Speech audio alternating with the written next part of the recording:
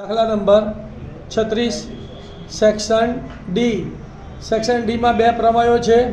બંને પ્રમેય, એક તો પાયથાગોરસના પ્રમેયનું પ્રતિવિધાન લખી સાબિત કરો, અથવા બે સમરૂપ ત્રિકોણોના ક્ષેત્રફળનો ગુણોત્તર તેમની અનુરૂપ બાજુઓના ગુણોત્તરના વર્ગ બરાબર હોય છે. આ બંને પ્રમેય તમારે મોઢે કરીને લખવાના છે. બરાબર? ચલો, દાખલા નંબર 36 શું કહે છે જુઓ. નીચેના આવૃત્તિ વિતરણ માટે જો n બરાબર 100 અને મધ્યસ્થ 32 હોય તો ખૂટતી આવૃત્તિ f1 અને f2 શોધો. વર્ગ 0 થી 10 ની આવૃત્તિ 10, 10 થી 20 ની f1, 20 થી 30 ની 25, 30 થી 40 ની 30, 40 થી 50 ની f2, 50 થી 60 ની 10 અને કુલ 100. ધ્યાન આપજો ભાઈ અહીંયા. બરાબર? તો અહીં મધ્યસ્થ n બરાબર 100 છે, મધ્યસ્થ m બરાબર 32 છે. મધ્યસ્થની વેલ્યુ આપેલી છે તો કોઠો કોનો બનાવવાનો? મધ્યસ્થનો. કોઠો કોનો બનાવવાનો? તો મધ્યસ્થમાં કેટલા ખાનાનો કોઠો બને? 3 ખાનાનો. વર્ગ આવૃત્તિ fi અને સંચય આવૃત્તિ cf. બરાબર?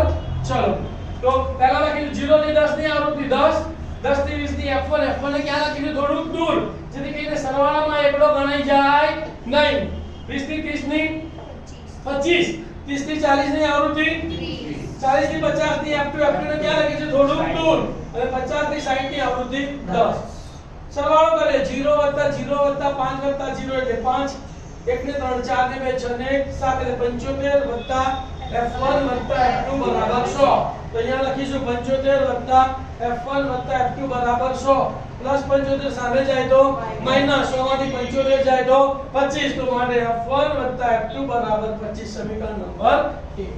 હવે સંચય આવૃત્તિ શોધીએ. ચલો, પહેલાની સંચય આવૃત્તિ 10, બીજાની બોલો 10 f1 એટલે 10 f1. ત્રીજાની આની સંચય આવૃત્તિ 10 f1 25, 10 f1 25, 25 ને 10 35 f1, 35 f1 30, 35 f1 30, 35 ને 30 65, 65 f1, 65 f1 f2. તો f1 f2 આપણી પાસે 25 છે, તો 65 25 એટલે 90, 90 10 બરાબર 100. કોષ્ટક તૈયાર થઈ ગયું. ચલો, હવે પહેલું સ્ટેપ છે મધ્યસ્થનો વર્ગ શોધવાનો. આપણે મધ્યસ્થનો વર્ગ કેવી રીતે શોધીએ છીએ? n/2 કરતા તરત મોટી સંચય આવૃત્તિનો વર્ગ. પણ અહીંયા આપણને મધ્યસ્થની કિંમત 32 આપેલી છે, તો 32 શેમાં આવે? કયા વર્ગમાં આવે? 30 થી 40. તો મધ્યસ્થનો વર્ગ કયો ગયો? તો શું લખીશું બોલો? અહીં મધ્યસ્થ 32 હોવાથી મધ્યસ્થનો વર્ગ 30 થી 40 થાય છે. તો માટે l બરાબર શું થશે? મધ્યસ્થના વર્ગની અધોસીમા l બરાબર 30. પછી f બરાબર મધ્યસ્થના વર્ગની આવૃત્તિ કેટલી આવશે? 30. પછી cf બરાબર મધ્યસ્થના વર્ગની ઉપરના વર્ગની સંચયી આવૃત્તિ કેટલી આવશે? 35 f1. h બરાબર મધ્યસ્થના વર્ગની આવૃત્તિ કેટલી આવશે? 10. અને n/2 એટલે 100/2 બરાબર 50. સૂત્ર તમને મધ્યસ્થનું યાદ હોવું જોઈએ ભાઈ. સૂત્ર કયું છે બોલો? મધ્યસ્થ m બરાબર l n/2 cf f ગુણ્યા h. કિંમતો મૂકીશું. m ની જગ્યાએ 32 બરાબર ના બરાબર, l ની જગ્યાએ 30 વત્તા ના વત્તા કૌંસ, n/2 ની જગ્યાએ 50 માઈનસ cf ની જગ્યાએ 35 f1. અહીંયા કૌંસની બહાર નિશાની કેવી છે? માઈનસ. તો આપણે સીધો કૌંસ છોડી કાઢીએ તો અંદરની નિશાની બદલાઈ જશે. તો 35 f1 ની જગ્યાએ શું આવશે? માઈનસ 35 માઈનસ f ની જગ્યાએ 30 અને ગુણ્યા h કેટલો છે? 10. પછીના સ્ટેપમાં આ વત્તા 30 આ બાજુ જશે તો માઈનસ, એટલે અહીંયા લખવાનું 32 ઓછા 30. 50 અને 35 બાદ કરવાના. 50 માંથી 35 જાય તો 15, 15 માઈનસ f1. શૂન્ય ગઈ તો 3, એટલે અહીંયા રહ્યા 3, તો છેદમાં 3. આ બેની બાદબાકી, બાકી બધું એમનું. તો 32 માંથી 30 ગયા તો 2 બરાબર 15 માઈનસ f1 છેદમાં 3. 3 ભાગાકારમાં સામે જાય તો ગુણાકારમાં, તો 3 દુ 6, તો 6 બરાબર 15 માઈનસ f1. અને સૂત્ર કરતા બનાવવાનું છે આપણે f1 ને. તો માઈનસ f1 આ બાજુ આવે તો પ્લસ f1, પ્લસ 6 સામે ગયા તો માઈનસ f1 બરાબર 15 માઈનસ 6. 15 માંથી 6 ગયા તો 9, તો f1 બરાબર 9. f1 ની કિંમત શેમાં મૂકવાની? સમીકરણ 1 માં. તો f1 ની કિંમત સમીકરણ 1 માં મૂકતા f1 f2 બરાબર 25. f1 ની જગ્યાએ કેટલા મૂકવાના 9 તો 9 + f2 બરાબર 25 વત્તા 9 સામે જાય તો કેવા થઈ જાય માઈનસ તો અહીંયા શું લખાય 25 ઓછા 9 તો માટે f2 બરાબર 25 ઓછા 9 25 માંથી 9 ગયા તો 16 તો માટે f2 બરાબર 16 ધ્યાન આપજો એક આવો પૂરતી આવૃત્તિનો દાખલો પૂછાશે મધ્યકની કિંમત આપી હોય તો મધ્યકનો કોઠો બનાવવાનો મધ્યસ્થની કિંમત આપી હોય તો મધ્યસ્થનો અને બહુલકની કિંમત આપી હોય તો બહુલકનું સૂત્ર વાપરીને દાખલો ગણવાનો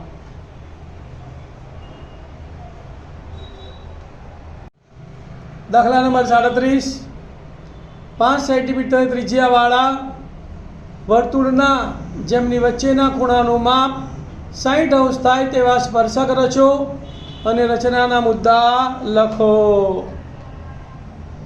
ધ્યાન આપો ભાઈ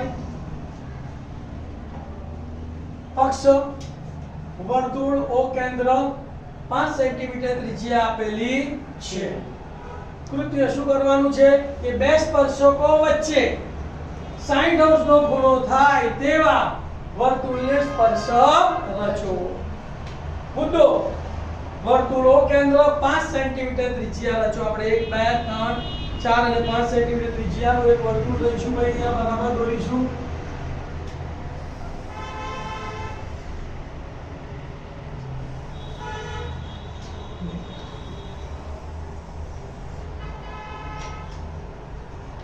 વર્તુળ ઓ કેન્દ્ર 5 સેન્ટીમીટર ત્રિજ્યાનું આપણે એક વર્તુળ રચ્યું ક્લિયર હવે બે સ્પર્શકો વચ્ચેનો ખૂણો કેટલાનો છે 60 તો આપણને ખબર છે કે સ્પર્શકો વચ્ચેનો ખૂણો અને વર્તુળના કેન્દ્ર વચ્ચેનો ખૂણો કેવા છે પૂરક છે તો 180 માંથી 60 બાદ કરી દઈએ એટલે કેન્દ્ર વચ્ચેનો ખૂણો કેટલો આવી જાય તો બીજો મુદ્દો શું લખીશું વર્તુળમાં બે ભિન્ન ત્રિજ્યાઓ OA અને OB એવી રચો કે જેથી ખૂણો OAB બરાબર 180 - 60 બરાબર 120 અંશ તમે ધ્યાન આપો અહીં આપણે બિંદુ આવી લઈ લીધું છે હવે 60 અંશનો ખૂણો રચવા જેવી ત્રિજ્યા લઈ લીધી બરાબર તો અહીંથી ને પહેલો ચાપ મારીએ એટલે 60 અંશનો ખૂણો આવે બરાબર અને એટલે જ ચાપે બીજો ચાપ મારે એટલે 120 અંશનો ખૂણો આવે આ બંનેને જોડી દઈએ તો આ ખૂણો કેટલાનો થઈ ગયો 120 અંશનો થઈ ગયો ખ્યાલ આવી ગયો શું કર્યું ભાઈ આ વર્તુળની 5 સેન્ટીમીટર ત્રિજ્યા લેવાની વર્તુળ ઉપર કોઈ પણ જગ્યાએ બિંદુ A લેવાનું ત્યાંથી પહેલો ચાપ મારવાનો એટલે 60 અંશનો ખૂણો એ ચાપ ઉપરથી ફરી ચાપ મારવાનો એટલે બીજો 60 એટલે 120 અંશનો ખૂણો થઈ ગયો બીજા ચાપે B નામ આપવાનું પહેલા જ્યાં તમે પોઈન્ટ મૂક્યો હોય ત્યાં A નામ આપવાનું બે ત્રિજ્યાઓ જોડી દેવાની ક્લિયર બીજો મુદ્દો શું કહે છે બોલો બિંદુ A માંથી રેખાખંડ OA ને લંબ રેખા રચો બિંદુ A માંથી રેખાખંડ OA ને લંબ રેખા ની રચના કરો લંબ રેખા એટલે 90 ડિગ્રી ખૂણે આપણે 90 નો ખૂણો રચીને રેખા દોરવાની તો O ને કેન્દ્ર લેવાનું કોઈ પણ ત્રિજ્યાનો એક અર્ધવર્તુળ ચાપ રચવાનો એટલી ત્રિજ્યાએ પહેલો ચાપ મારો એટલે 60 બીજો ચાપ મારો એટલે 120 60 ઉપરથી એક ચાપ મારવાનો અને 120 ઉપરથી ચાપ મારવાનો આ બે જે ચાપ છે તે અને બિંદુ A એમાંથી પસાર થતી તમારે એક રેખા દોરી કાઢવાની બરાબર અને એને નામ આપી દેવાનું M ખ્યાલ આવી ગયો શું આવ્યું બોલો બિંદુ A માંથી રેખાખંડ OA ને લંબ રેખા L રચો સેમ પ્રક્રિયા બિંદુ B માંથી રેખાખંડ OB ને લંબ રેખા M રચો જે રેખા L ને P બિંદુમાં છેદે અને B ને કેન્દ્ર લેવાનું કોઈ પણ ત્રિજ્યાનો પહેલા અર્ધવર્તુળ ચાપ રચી કાઢવાનું તે ચાપ OB ને જ્યાં છે ત્યાંથી પહેલો ચાપ મારો એટલે 60 ત્યાંથી બીજો ચાપ મારો એટલે 120 60 ઉપરથી એક ચાપ મારવાનું એટલી ત્રિજ્યા 120 ઉપરથી ચાપ મારવાનું બિંદુ B અને આ આની પસાર થતી એક રેખા દોરી કાઢવાની અને નામ આપી દેવાનું M અને અહીંયા જ્યાં છેદે ત્યાં P નામ આપવાનું આ બે સ્પર્શકો વચ્ચેનો ખૂણો કેટલાનો થઈ ગયો 60 અંશનો થઈ ગયો તો આમ રેખાખંડ OA અને OB એ માંગેલા સ્પર્શકો છે મોસ્ટ ટાઈમની રચના છે ધ્યાન આપજો અને એકદમ સહેલી છે આપણે આગળના પેપરમાં આવી જ 45 અંશના ખૂણા માટેની રચના ભણી ગયા છીએ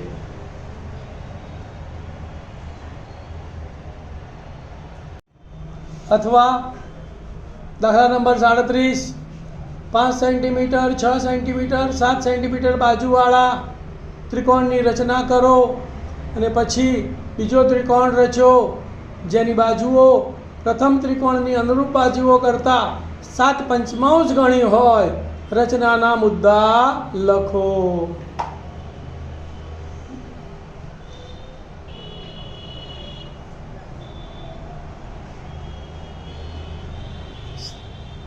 ધ્યાન આપો ભાઈ. અહીંયા તો કાચી આકૃતિ દોરી કાઢીએ. ત્રિકોણ એબીસી 5 6 અને 7 પક્ષ પાછું લખીશું. બોલો.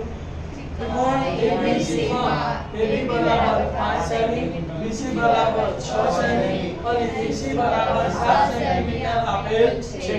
કૃત્ય શું આપ્યું છે કે ત્રિકોણ ABC ની અનુરૂપ બાજુઓ કરતા 7/5 ગણી બાજુવાળો ત્રિકોણ ABCD રચો. અંશ કેવો છે? મોટો, એટલે ત્રિકોણ કેવો બનશે? મોટો બનશે. બરાબર ને? ધ્યાન આપજો. સાબિતીમાં પહેલા મુદ્દા AB બરાબર 5 સેન્ટીમીટર, BC બરાબર 6 સેન્ટીમીટર અને AC બરાબર 7 સેન્ટીમીટર ના માપનો ત્રિકોણ ABC રચો. શું કરવાનું? ધ્યાન આપવાનું. કોઈ પણ એક કિરણ રચી કાઢવાનું. અહીંથી તમારે કેટલા સેન્ટીમીટર છે? BC તો 6 સેન્ટીમીટર બરાબર 3 4 5 અને 6 સેન્ટીમીટર નો ચાપ માર દેવાનું. આ BC મળી ગયો 6 સેન્ટીમીટર. હવે AB કેટલો છે? 5. તો AB ને કેન્દ્ર લઈને 5 સેન્ટીમીટર નો એક ચાપ રચવાનો. AC કેટલો છે? 7. તો C ને કેન્દ્ર લઈને 7 સેન્ટીમીટર ત્રિજ્યાનો ચાપ રચવાનો. બંને ચાપ જ્યાં છેદે ત્યાં A નામ આપવાનું. AB અને AC જોઈન્ટ કરી દેવાના. આ તમારો 5 સેન્ટીમીટર, આ 7 સેન્ટીમીટર, 6 સેન્ટીમીટર. આપેલા માપનો ત્રિકોણ થઈ ગયો. બીજો મુદ્દો, BC રેખાખંડના જે અડતલમાં બિંદુ A છે તેના વિરુદ્ધ અડતલમાં લઘુકોણ CBX થાય તેવું BX કિરણ રચો. કોઈ પણ ખૂણો લઈને કિરણ રચી કાઢવાનું. એટલે કે એને X નામ આપીએ. બરાબર? રચી ગયો. બીજો મુદ્દો. હવે બીજો મુદ્દો હતો. બોલો બધા. BC રેખાખંડના જે અડતલમાં બિંદુ A છે તેના વિરુદ્ધ અડતલમાં લઘુકોણ CBX થાય તેવું કિરણ BX રચો. હવે અહીંયા ધ્યાન આપો. 7/5 છે એટલે મોટી સંખ્યા કેટલી છે? 7. તો BX કિરણ ઉપર 7 ભાગ કરવાના. કેટલા ભાગ કરવાના? એટલે 7 બિંદુઓ લેવાના. તો મુદ્દો કેવી રીતે લખવાનો? ધ્યાન આપો. BX કિરણ પર B ને કેન્દ્ર લઈ 7 ભાગ કરવાના છે તો 1/7 લેવાનો. 5 ભાગ કરવાના તો 1/5 લેવાનો.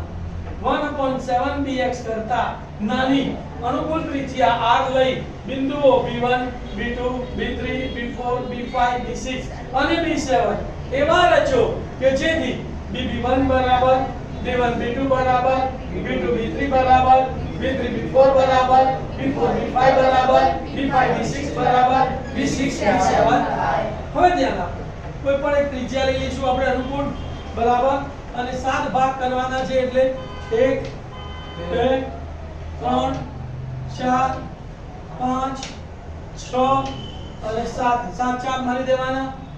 પહેલાનું લખવાનું B1 B2 B3 B4 B5 B6 અને B7. ક્લિયર? છેદમાં કેટલો છે ભાઈ? છેદમાં 5 છે તો પાંચમા ભાગ સાથે જોડવાનો. છેદમાં 7 હોય તો C ને 7મા ભાગ સાથે જોડવાનો. તો છેદમાં 5 છે તો મુદ્દો શું આવશે? રેખાખંડ B5C રચો. રેખાખંડ B5C રચો. છેદમાં 5 હતા એટલે 5 માંથી આપણે રેખાખંડ B5C રચી કાઢ્યું. બરાબર? કરાઈ ગયો. હવે એના પછીનો મુદ્દો, અંશમાં કેટલા છે? 7. તો બિંદુ B7 માંથી રેખાખંડ B5C ને સમાંતર કિરણ રચો જે BC કિરણને C' માં છેદે. જે BC કિરણને C' માં છેદે. તો સમાંતર કિરણ રચવા માટે શું કરવાનું? ધ્યાન આપજો. તો આને BC આને કેન્દ્ર લેવાનું. કોઈ પણ ત્રિજ્યાનો એક અર્ધવર્તુળ ચાપ રચવાનો B7 ને. પછી B5 ને કેન્દ્ર લેવાનું, કોઈ પણ ત્રિજ્યાનું અર્ધવર્તુળ ચાપ રચવાનું. હવે અહીંયા જ્યાં છેદ્યા એ તમારે માપી લેવાનું, બરાબર? અને આ જેટલો ચાપ આવ્યો એટલો આના ઉપર ચાપ મારી દેવાનો. B5 અને આમાંથી ને તમારે કિરણ રચી કાઢવાનું. અને અહીંયા તમારે નામ આપી દેવાનું C'. ખ્યાલ આવી ગયો? આને સમાંતર જ હોવું જોઈએ.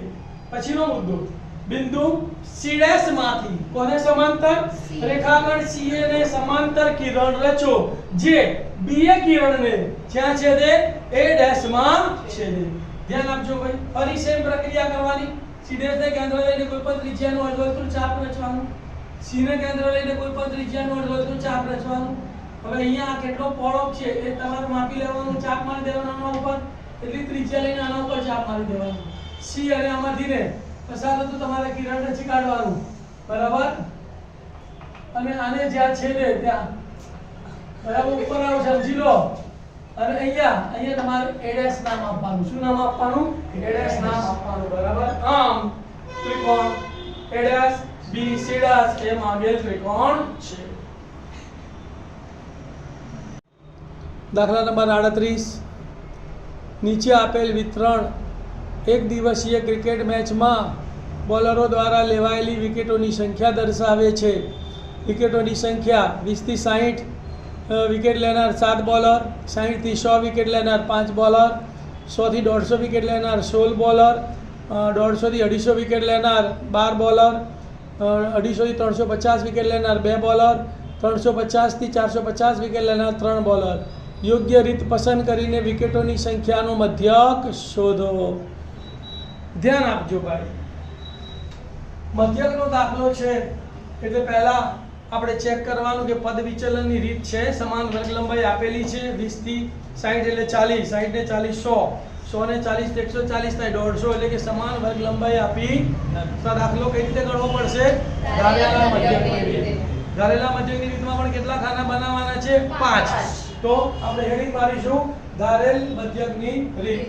પહેલા આવશે વિકેટોની સંખ્યા, પછી આવશે બોલરોની સંખ્યા FI, મધ્ય કિંમત XI, વિચલન DI બરાબર XI - A અને FI DI. રકમો બધી લખી કાઢીએ. 20 થી 60, 60 થી 100, 100 થી 150, 150 થી 250, 250 થી 350, 350 થી 450. બોલરોની સંખ્યા પણ કોષ્ટક પરથી લખી કાઢીએ. 7 5 16 12 2 3. સરવાળો કરો. 3 ને 2 5, 5 ને 2 7, 7 ને 6 13, 13 ને 5 18, 18 ને 7 25 નો 5 નો વધી પડી 2, 2 ને 1 3 ને 1 4, તો સિગ્મા FI કેટલો આવ્યો? 45. હવે ધ્યાન આપજો, મધ્ય કિંમત શોધીશું.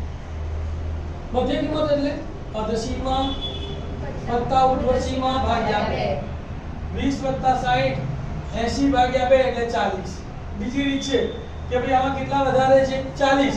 તો 40 ના અડધા અર્ધ સીમામાં ઉમેરી દેવાના 20, તો પણ 40 જવાબ આવી જાય. 60 વત્તા 100 160 ના અડધા 80, 60 એટલે 40 નો તફાવત છે. 40 ના અડધા 20 ઉમેરો તો પણ અહીં જાય. 100 વત્તા 150 એટલે 250, 250 ભાગ્યા 2 એટલે 125. 150 વત્તા 250 400, 400 ભાગ્યા 2 એટલે 200. 250 વત્તા 350 600, 600 ભાગ્યા 2 એટલે 300, અને 350 વત્તા 450 બરાબર 800, 800 ભાગ્યા 2 એટલે 400. તો મધ્ય કિંમતમાં ખબર પડી ગઈ. હવે મધ્ય કિંમતને ધારવાની છે. તો જેની આવૃત્તિ વધારે હોય અથવા તો વચ્ચેની મધ્ય કિંમતને આપણે ધારવાની. તો આવૃત્તિ વધારે 16 છે, તો ધારી લઈએ આપણે. ધારેલ મધ્ય કિંમત એ બરાબર 125 છે. હવે તમામના વિચલન શોધીએ. તો DI બરાબર XI - A, તો 40 માંથી 125 જાય તો -85, 80 માંથી 125 જાય તો -45, 125 માંથી 125 જાય તો 0, 200 માંથી 125 જાય તો 75, 300 માંથી 125 જાય તો 175, 400 માંથી 125 જાય તો 275. હવે આ FI અને આ DI નો ગુણાકાર કરવાનો છે. 7 ગુણ્યા -85, 7 પંચા 35 નો પાંચડો વધી પડી 3, 7 * 56, 56 ને 3 * 59, તો -595. 5 ગુણ્યા 45 તો પ્લસ માઇનસ માઇનસ 5 5 25 નો પાંચડો વધી પડી 2, 5 ચોક 20 ને 22, તો -225. 16 ગુણ્યા 0 એટલે 0. 12 ગુણ્યા 75 તો 12 પંચા 60 ની 0 વધી પડી 6, 12 * 84, 84 ને 6 90, તો 900. 2 ગુણ્યા 175 તો 350, 3 ગુણ્યા 275, 5 તરી 15 નો પાંચડો વધી પડી 1, 3 સિત્તા 21 ને 22 નો બગડો વધી પડી 2, 3 દુ 6 ને 2 8, 825. ઋણનો સરવાળો ઋણ સાથે કરીશું, ધનનો સરવાળો ધન સાથે કરીશું. 5 ને 5 10 ની 0, 9 ને 2 11 નો, 5 ને 5 10 ની 0 વધી પડી 1, 9 ને 2 11 ને 1 12 નો બગડો વધી પડી 1, 5 ને 1 6 ને 2 8 તો કેટલા આવશે -824. હવે ધનનો સરવાળો 5 + 0 + 0 એટલે 5, 5 ને 2 7 + 0 એટલે 7 અને 8 ને 3 11 ને 9 20 તો 2075. 2075 વત્તા અને ઓછાની બાદબાકી થશે. મોટી સંખ્યામાંથી નાની સંખ્યા બાદ કરીશું તો 5 માંથી 0 જાય તો 5, 7 માંથી 2 ગયા તો 5, 0 માંથી 2 ના જાય એટલે અહીંયા 10 કો લેવો પડે એટલે 2 ઉપર 1 આવે અહીંયા આવે 10, 10 માંથી આવી ગયા તો 2 અને અહીંયા આવશે તો +1255. આ શું આવ્યું? Sigma FIDI. હવે મધ્યકનું સૂત્ર, હવે મધ્યક x બાર બરાબર a plus sigma FIDI upon sigma FI. કિંમતો મૂકીએ છીએ માટે x બાર બરાબર એની જગ્યાએ કેટલા મૂકીશું 125 વત્તા સિગ્મા FIDI કેટલો આવ્યો 1255 અને છેદમાં સિગ્મા FI કેટલો છે 45. અહીંયા એકમનો અંક 5 છે, અહીંયા પણ એકમનો અંક 5 છે તો 5 ની ચાવી લાગુ પડશે એટલે 5 વડે ભાગી શકાશે. 5 વડે ભાગું તો 5 9 45 એટલે અહીંયા કેટલા આવશે 9. અહીંયા 5 દુ 10 એટલે 2 વધ્યા એટલે ઉપર ઉતારો પાછળ 25 થયા, પાયું 25, 25 માંથી 25 ગયા 0 ઉપર ઉતારો પાછળ 5 એકા 5 કૌંસમાં કેટલા આવે 251 છેદમાં 9. તો માટે લખવાનું શું x બાર બરાબર 125 વત્તા 251 ભાગ્યા 9 વડે અહીંયા ભાગીએ આપણે. ચલો તો 251 ભાગ્યા 9 ત્રણ દશાંશ સુધી ભાગાકાર કરવાનો તો 9 દુ 18, 25 માંથી 18 ગયા તો 7, ઉપરથી ઉતાર્યો એકડો 71 9 સિત્તા 63 તો 71 માં 63 ગયા એટલે 8. હવે દશાંશ ચિહ્ન મૂકીશું, ઉપરથી ઉતારી 0, 83 9 8 72, 80 માંથી 72 ગયા 8 એટલે ફરી શું ઉતારી તો 9 8 72 બરાબર ફરી 80 તો આમ આંકડો ચાલ્યા જ રહેશે ને. તો જવાબ શું આવ્યો 27.888. તો માટે x બાર બરાબર 125 વત્તા 27.888 ડેશ ડેશ ડેશ. આપણે બે દશાંશ ચિહ્ન જોઈએ છે તો ત્રીજો દશાંશ ચિહ્નનો આંકડો 5 કે 5 થી મોટો હોય તેને દૂર કરીને આગળના આંકડામાં 1 ઉમેરવાનો. તો 8 ને દૂર કરીએ તો આગળના આંકડામાં 1 ઉમેરીએ અહીંયા 8 ની જગ્યાએ કેટલા થઈ જાય 9. તો જવાબ શું થશે x બાર બરાબર આને બી સમ દશાંશમાં ફેરવી દઈએ તો 125.00 વત્તા 27.89 આશરે.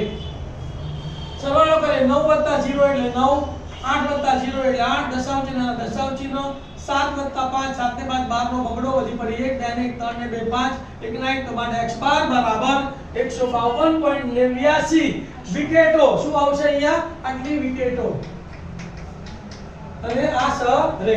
ધ્યાન આપજો ગાલા પેપર સેટમાં ખોટો જવાબ લખેલો છે.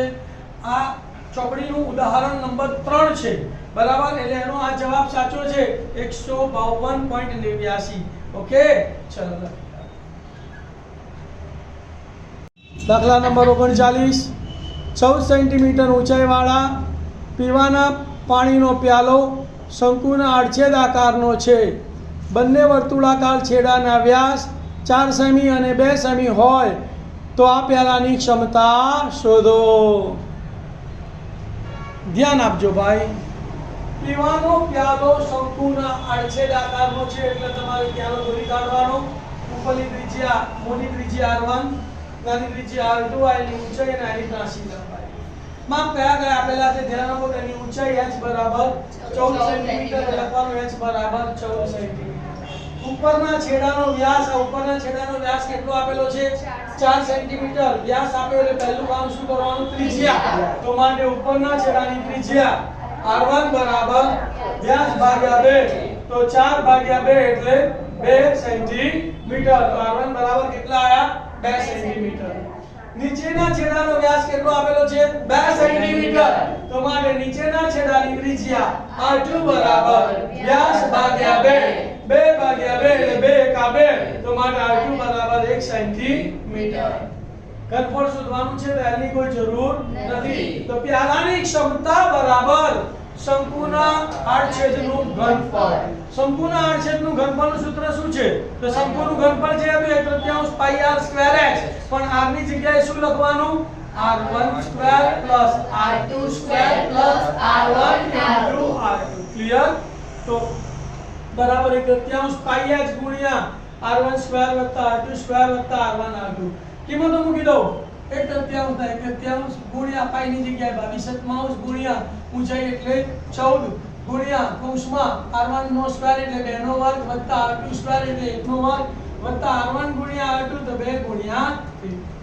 7 દૂ 14 ઉડે છે, 22 દૂ 44, 44 એકા 44 અને છેદમાં 3 તો 44 છેદમાં 3 ગુણ્યા 2 નો વર્ગ 4 વત્તા 1 નો વર્ગ 1 વત્તા 2 એકા 2 4 ને 2 6 ને 1 7 તો 44 છેદમાં 3 ગુણ્યા 7. 44 અને 7 નો ગુણાકાર કરીએ 7 ચોક 28 નો આઠડો વધી પડી 2 7 ચોક 28 ને 32 308 ભાગ્યા 3 308 ભાગ્યા 3 ડાયરેક્ટ આવડે આપણને 3 દાન 30 એટલે અહીંયા 10 30 માંથી ગયા 0 બધું તારો આઠડો 3 દુ 6 એટલે અહીંયા 2 હવે કેટલી શેષ વધી 8 માંથી 6 જાય તો 2 તો 2 શેષ વધી લંબમાં 2 અને છેદમાં 3 102.2 ઘન સેન્ટીમીટર એ શું આવશે? પ્યાલાની ક્ષમતા. અથવા દાખલા નંબર 39 32 સેન્ટીમીટર ઊંચાઈ અને પાયાની ત્રિજ્યા 18 સેન્ટીમીટર હોય તેવી એક નળાકાર ડોલ રેતીથી ભરેલી છે. આ ડોલને જમીન ઉપર ખાલી કરી શંકુ આકારનો ઢગલો બનાવ્યો છે. જો શંકુ આકારના ઢગલાની ઊંચાઈ 24 સેન્ટીમીટર હોય તો ઢગલાની ત્રિજ્યા અને તિયર્ક ઊંચાઈ શોધો. ધ્યાન આપજો ભાઈ. આ નળાકાર રેતીની ડોલ છે, રેતીથી ભરેલી ડોલ છે જેની ઊંચાઈ 32 સેન્ટીમીટર છે અને ત્રિજ્યા 18 સેન્ટીમીટર છે. આ તમામ રેતીને અહીંયા જમીન ઉપર ખાલી કરીને શંકુ આકારનો ઢગલો બનાવેલો છે જેની ઊંચાઈ 24 સેન્ટીમીટર છે. ત્રિજ્યા શોધવાની છે અને ત્રાસી ઊંચાઈ શોધવાની છે. બરાબર? તો ધ્યાન આપજો. અહીં નળાકાર ડોલની ત્રિજ્યા સ્મોલ r બરાબર 18 સેન્ટીમીટર અને નળાકારની ઊંચાઈ h બરાબર 32 સેન્ટીમીટર. નળાકારના બંને માપ આપેલા છે. હવે બનતા શંકુની ઊંચાઈ તેને આપણે કેપિટલ h લઈએ તો કેપિટલ h બરાબર 24 સેન્ટીમીટર. શંકુની ત્રિજ્યા કેપિટલ R આપણે શોધવાની છે અને તિયર્ક ઊંચાઈ l પણ એની શોધવાની છે. ધ્યાન આપજો. નળાકાર ડોલની રેતીને ખાલી કરી શંકુ આકારનો રેતીનો ઢગલો બનાવ્યો છે. તો બંનેના ઘનફળ કેવા રહેશે? સરખા. માપ કોનું શોધવાનું છે? શંકુનું. તો પહેલા કોનું ઘનફળનું સૂત્ર લખવાનું? શંકુનું. તો શું લખવાનું? માટે શંકુનું ઘનફળ બરાબર નળાકારનું ઘનફળ થાય. શંકુના ઘનફળનું સૂત્ર છે 1/3 પાઈ, એમાં કેપિટલ R અને કેપિટલ H લીધો છે. 1/3 પાઈ r સ્ક્વેર h અને નળાકારના ઘનફળનું સૂત્ર પાઈ r સ્ક્વેર h, એમાં સ્મોલ r અને સ્મોલ h. સામ સામે સરખે સરખું ઉડી ગયું એટલે પાઈ પાઈ ઉડી ગયા. કિંમતો મૂકું છું 1/3 ને 1/3 ત્રિજ્યા. તો શંકુની ત્રિજ્યા કેટલી આપણે શોધવાની છે? r સ્ક્વેર ને r સ્ક્વેર h ઊંચાઈ છે 24 એટલે 24. તો શું લખવાનું? 1/3 ગુણ્યા r સ્ક્વેર ગુણ્યા 24 બરાબર પાઈ તો ઉડી ગયો r સ્ક્વેર. તો નળાકારની ત્રિજ્યા 18 છે એટલે r સ્ક્વેર છે એટલે 18 ગુણ્યા 18 અને ઊંચાઈ એની 32 છે તો ગુણ્યા 32. કોને સૂત્ર કરતા બનાવીશું? r સ્ક્વેર ને. તો 18 ગુણ્યા 18 ગુણ્યા 32 તો એમના એમ 3 અહીંયા ભાગાકારમાં સામે જાય તો ગુણાકારમાં અને 24 ગુણાકારમાં સામે જાય તો ભાગાકારમાં. 3 8 24 અને 8 ચોક 32 એટલે અહીંયા કેટલા આયા? 4 અને અહીંયા 18 ગુણ્યા 18 એટલે આપણે પૂર્ણ વર્ગ થઈ ગયા. 4 બી પૂર્ણ વર્ગ થઈ ગયું. વર્ગ દૂર કરીએ તો સામેનાનું વર્ગમૂળ. તો 18 ગુણ્યા 18 એટલે 18 નો વર્ગ અને 4 એટલે 2 નો વર્ગ. તેમનું વર્ગમૂળ શોધી કાઢીએ તો 18 ના વર્ગનું વર્ગમૂળ 18, 2 ના વર્ગનો વર્ગમૂળ 2. તો r બરાબર 18 ગુણ્યા 2 તો r બરાબર 36 સેન્ટીમીટર. તો માટે શંકુની ત્રિજ્યા કેટલી છે? 36 સેન્ટીમીટર. હવે l શોધીશું. તો તિયર્ક ઊંચાઈ l નું સૂત્ર આપણને ખબર છે વર્ગમૂળમાં r સ્ક્વેર વત્તા h સ્ક્વેર. r કેટલો છે એનો આપણે શોધી કાઢ્યો 36. 36 નો વર્ગ ઊંચાઈ એની આપેલી છે 24. 24 નો વર્ગ ડાયરેક્ટ વર્ગ કરતા મેં શીખવાડેલું છે, ફરી શીખવાડી દઉં. પહેલા એકમનો વર્ગ કરવાનો, પછી એકમ દશક અને વર્ગનો ગુણાકાર કરવાનો અને પછી દશકનો વર્ગ કરવાનો. 6 નો વર્ગ 36 નો છગડો વધી પડી 3. ત્રણેયનો ગુણાકાર 3 × 18 18 × 36 36 + 3 એટલે 39 39 નો નવડો વધી પડી 3. 3 નો વર્ગ 9, 9 ને 3 12, તો 36 નો વર્ગ કેટલો આવ્યો? 12 96. એ રીતે 24 નો વર્ગ, 4 નો વર્ગ 16, 16 નો છગડો વધી પડી 1, ત્રણેય નો ગુણાકાર 2 ચોક 8 નું 16 ને 17 નો છાતડો વધી પડી 1. હવે દશક નો વર્ગ 2 નો વર્ગ 4 ને 1 5 તો 576. બનો સરવાળો કરીએ. 6 ને 6 12 નો બગડો વધી પડી 1, 9 ને 1 10 ને 7 17 નો છાતડો વધી પડી 1, 2 ને 1 3 ને 5 8 ને 1 ના 1 તો 1872. 1872 નું વર્ગમૂળ થતા આપણને આવડે નહીં તો શું કરવાના? એના અવિભાજ્ય અવયવો પાડી દેવાના. 1872 તો 2 આયા 936, 6 આયા એટલે ફરી 2 ચાલશે, તો ફરી 2 આયા 468, 8 આયા એટલે ફરી 2 ચાલશે, 2 આયા 234, 4 આયા એટલે 2 ચાલશે તો 2 આયા 117. હવે 7 આયા એટલે 2 ભાગ ના ચાલે, તો સરવાળો કરો 1 ને 1 2, 2 ને 7 9, 9 ને 3 વડે ભાગી શકાય એટલે 3 નો ઘડિયો, તો 3 આયા 39 ને 13 કરી 39, 13 એકાતે. તો બરાબર શું આવ્યું બોલો? m બરાબર વર્ગમૂળમાં 2 નો વર્ગ ગુણ્યા 2 નો વર્ગ ગુણ્યા 3 નો વર્ગ અને ગુણ્યા 13. હવે વર્ગમૂળ દૂર કરીએ તો 2 ના વર્ગ 2 ગુણ્યા 3 અને 13 નું વર્ગમૂળ ના નીકળે, વર્ગમૂળમાં 13, તો 2 દુ 4 તરી 12 વર્ગમૂળમાં 13. તો માટે શંકુની તિયર ઊંચાઈ 12 વર્ગમૂળમાં 13 સેન્ટીમીટર છે. વિદ્યાર્થી મિત્રો, અહીંયા આપણું પેપર 4 પૂરું થાય છે. આશા રાખું કે તમે 4 પેપર ખૂબ સરસ રીતે ભણ્યા હશો અને જો આ 4 પેપરમાં જે પણ મેં તમને ટિપ્સ આપી છે એ ટિપ્સ તમે મોઢે કરજો, એના સૂત્રો મોઢે કરજો અને જે સ્ટાઇલથી મેં તમને દાખલા ગણાયા છે એ પ્રમાણે જો તમે દાખલા ગણશો અને સૂત્રો મોઢે કરશો ને તો તમે 100% મેથ્સમાં સારામાં સારું રિઝલ્ટ લઈને પાસ થશો. તમને 80 માંથી 80 માર્ક આપતા કોઈ રોકી નહીં શકે. ધ્યાન આપજો, એટલી સરસ રીતે મેં તમને સમજાવ્યું છે, નાનામાં નાનો પોઈન્ટ સમજાવ્યો છે. તો આશા રાખું કે આપ આ 4 પેપરના સોલ્યુશન જાતે કરીને ખૂબ સફળ થશો એવી મારી શુભેચ્છાઓ છે. Thank you, all the best. અને મારો વિડીયો બધાને શેર કરજો, મારી ચેનલને સબસ્ક્રાઇબ કરજો. ઓમ નમઃ શિવાય.